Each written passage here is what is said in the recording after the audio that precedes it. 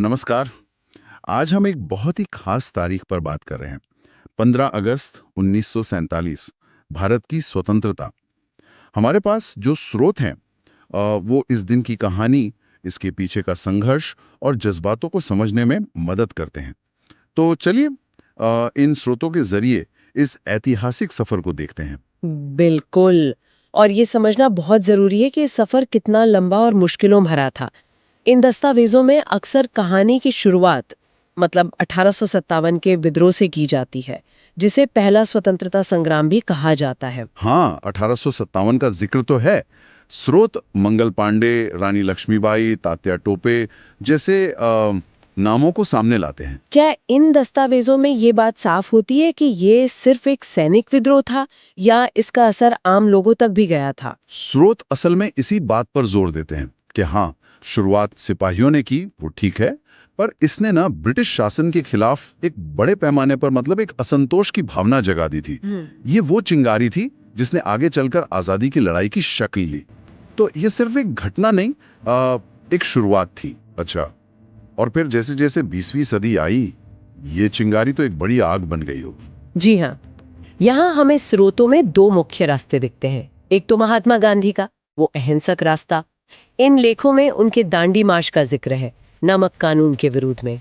उनका वो कथन भी है ना, अंग्रेजों का नमक कानून हमारे आत्मसम्मान पर चोट है, हमें अपना नमक खुद बनाना होगा। जी हाँ, और वो अहिंसक प्रतिरोध का एक बहुत शक्तिशाली प्रतीक बन गया था। और दूसरी तरफ, जैसा कि इन कागजात में लिखा है, हमें भगत सिंह, चंद्रशेखर आजाद, सुभाष चंद्र बोस जैसे क्रांतिकारी दिखते हैं।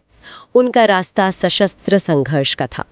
स्रोत में भगत सिंह के इरादे को उनके ही शब्दों में बताया गया है, बम गिराना हमारा मकसद नहीं, हमारा मकसद है अंग्रेजों को ये बताना कि अब भारतवासी चुप नहीं रहेंगे। ये दिलचस्प है कि स्रोत इन दोनों मतलब बिल्कुल अलग रास्तों को कैसे दिखाते हैं। क्या इनमें कोई टकराव दिखाया गया है या फिर साझा लक्ष्य पर ज्यादा जोर है? देखिए, इन दस्तावेजों का एक अहम पहलू ये है कि ये दिखाते हैं कि रास्ते भले अलग थे, पर मंजिल एक ही थी, भारत की आज़ादी। और दोनों ही रास्तों पर चलने वालों ने बहुत भारी कीमत चुकाई।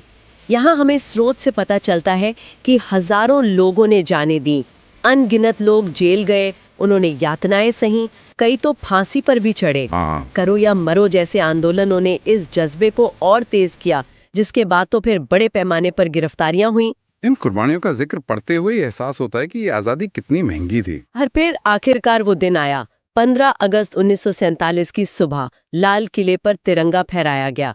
स्रोत पंडित नेहरू के उस मशहूर ट्रिस्ट विद डेस्टिनी भाषण का भी जिक्र करते हैं।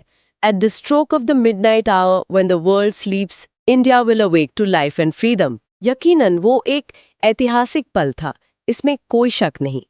लेकिन जैसा इन लेखों में बार बार कहा गया है, यह आज़ादी कोई तोहफा नहीं थी। स्रोत के ही शब्दों में कहें तो इसमें लाखों बलिदानों की खुशबू और अनगिनत आंसुओं का समंदर छुपा है। ये सिर्फ एक राजनीतिक घटना नहीं थी, ये तो पीढ़ियों के त्याग और उनकी तपस्या का नतीजा था। बिल्कुल। इसीलिए शायद स्रोत इसे सिर्फ एक तारीख नहीं मानते। वो कहते हैं ये हमारी पहचान है, हमारा गर्व है। ये दिन हमें उस पूरे संघर्ष और उस उपलब्धि की याद दिलाता है। हाँ, और इन दस्तावेजों का निचोड़ भी यही लगता है कि इस मिली हुई आज़ादी की जो भारी कीमत चुकाई गई है, उसे हमेशा याद रखा जाए। इसे सिर्फ इतिहास की किताब का एक पन्ना ना बना दिया जाए, बल्कि आने वाली पीढ़ियों तक इस संघर्ष की कहानी और इसके मायने पहुंचाना जरूरी है। सही बात है।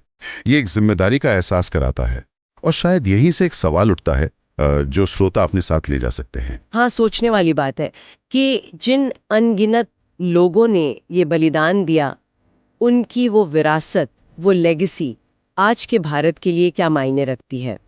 और स्वतंत्रता के जिन मूल्यों के लिए वो लड़े, जैसे न्याय, समानता, भाईचारा, उन्हें आज के समय में जिंदा रखने की जिम्मेदारी कैसे